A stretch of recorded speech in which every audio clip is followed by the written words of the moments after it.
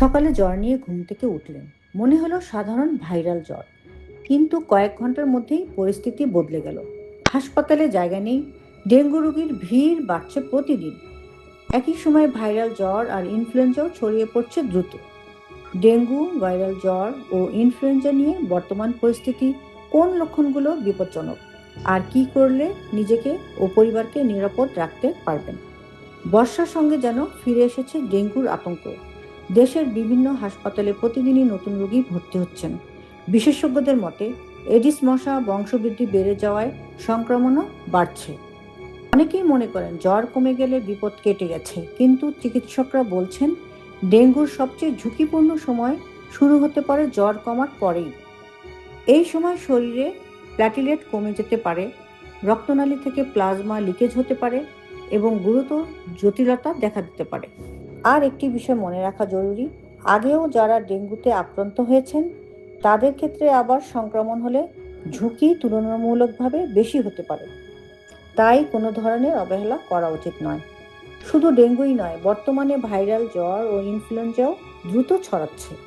হঠাৎ জ্বর, শরীর ব্যথা, গলা ব্যথা, শুকনো কাশি, মাথা ব্যথা কিংবা প্রচণ্ড দুর্বলতা, এসব উপসর্গ দেখা দিলে অনেকেই বুঝতে পারে না এটি সাধারণ ভাইরাল জ্বর নাকি ফ্লু। বেশিরভাগ ভাইরাল জ্বর কয়েকদিনের মধ্যে ভালো হয়ে যায়, তবে শ্বাসকষ্ট, দীর্ঘস্থায়ী উচ্চ জ্বর বা অতিরিক্ত দুর্বলতা দেখা দিলে অবশ্যই চিকিৎসকের পরামর্শ নিতে হবে। বিশেষ করে শিশু, বয়স্ক ব্যক্তি, গর্ভবতী নারী এবং যাদের আগে থেকেই ডায়াবেটিস, হৃদরোগ বা ফুসফুসের সমস্যা রয়েছে, তাদের জন্য বাড়তি সতর্কতা প্রয়োজন। সবচেয়ে বড় ভুল কি জানেন? নিজের ইচ্ছামতো ওষুধ খাওয়া। চিকিৎসকদের পরামর্শ ছাড়া অ্যান্টিবায়োটিক বা ব্যথানাশক ওষুধ সেবন করা বিপজ্জনক হতে পারে। বিশেষ করে ডেঙ্গুর ক্ষেত্রে অ্যাসপিরিন বা আইবুপ্রোফেন জাতীয় ওষুধ রক্তক্ষরণের ঝুঁকি বাড়াতে পারে। তাই জ্বরের জন্য সাধারণত চিকিৎসকের পরামর্শ অনুযায়ী প্যারাসিটামল ব্যবহার করা হয়।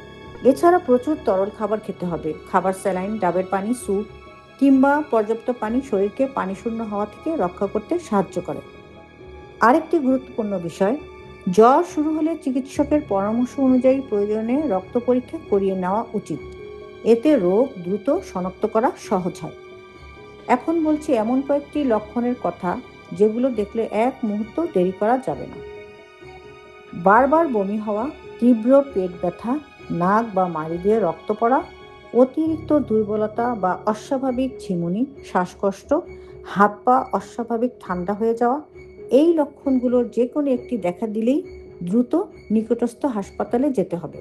মনে রাখবেন, ডেঙ্গু হোক বা ইনফ্লুয়েঞ্জা, সচেতনতাই সবচেয়ে বড় সুরক্ষা। বাড়ির আশেপাশে কোথাও 3 দিনের বেশি পানি জমতে দেওয়া যাবে না। নিয়মিত মশারি ব্যবহার করুন, পরিষ্কার পরিচ্ছন্ন থাকুন এবং অসুস্থ হলে নিজে সিদ্ধান্ত নিয়ে ওষুধ না খেয়ে চিকিৎসকের পরামর্শ নিন। ভিডিওটি তথ্যবহুল মনে হলে শেয়ার করুন, কারণ একটি শেয়ার হয়তো কাউকে সময় মতো সচেতন করে জীবন বাঁচাতে সাহায্য করতে পারে।